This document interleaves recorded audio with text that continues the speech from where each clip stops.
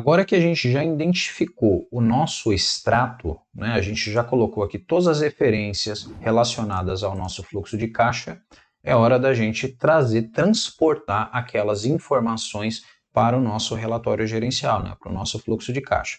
Então, o que nós vamos fazer aqui? Primeira coisa, a gente vai levar o saldo inicial, que é nessa linha 4 aqui, tá? No nosso exemplo. Então, nós vamos colocar um igual aqui, né? E vamos trazer o saldo inicial, tá? E agora, eu vou ensinar para vocês uma função chamada função soma-C. Talvez você já conheça, talvez não. Se você não conhecer, eu vou deixar aqui, aqui embaixo dessa aula, uma aula ensinando você fazer o soma-C e o soma-Cs, tá bom? Que são funções de somas condicionais, ou seja, a soma depende de uma condição, tá bom? Você vai fazer, eu tenho certeza que você vai entender aqui, eu fazendo aqui junto com você. Se você tiver dúvida ainda sobre a função, você entra lá nesse vídeo e assiste essa aula. Com certeza você vai conseguir entender melhor, tá? Então, toda função ela começa com igual. A gente vai começar aqui com igual e a gente vai digitar soma-C, tá? Não é soma-Cs com S, é soma-C sem o S, tá? Abre parênteses para a gente começar a colocar as informações que a gente precisa. Então, primeira coisa, onde está a informação que eu preciso buscar? Então, eu quero que você entenda o seguinte. Todas as vezes, eu quero que o meu fluxo de caixa, ele me some tudo que está dentro do meu extrato que seja cliente. Aquilo que não for cliente, eu não quero que ele me some nesta célula, eu quero que ele me some nas outras, tá? Então, o que nós vamos fazer? Nós vamos dar um intervalo onde nós temos a informação de clientes, né, que é a coluna D de dado. O separador de argumentos dentro de funções no Excel é o ponto e vírgula. A gente deu aqui o ponto e vírgula e nós vamos dizer agora para o Excel qual é o critério. Então, eu quero que me some a partir dessa coluna desde que seja igual a clientes. Eu não quero que me some qualquer coisa, né? Porque se eu quisesse fazer uma soma, eu simplesmente usava a função soma e pronto.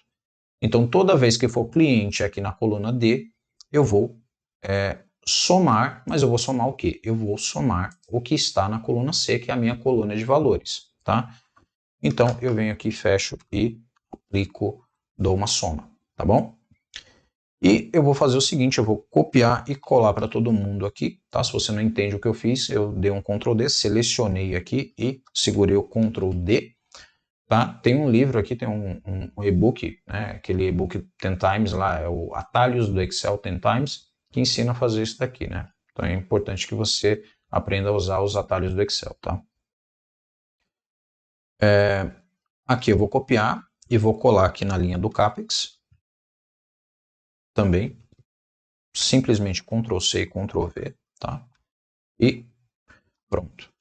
E aqui eu quero que você observe o seguinte, nós temos saldo inicial, toda a movimentação e o saldo final. O saldo final basicamente já é calculado, né? Ele vai partir saldo inicial mais as movimentações menos o saldo final, tá?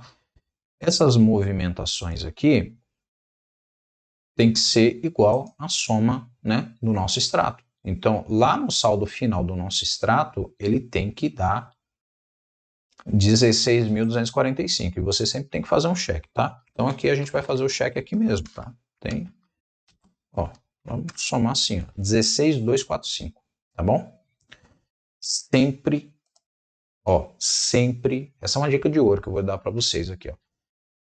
Sempre valide o saldo das coisas.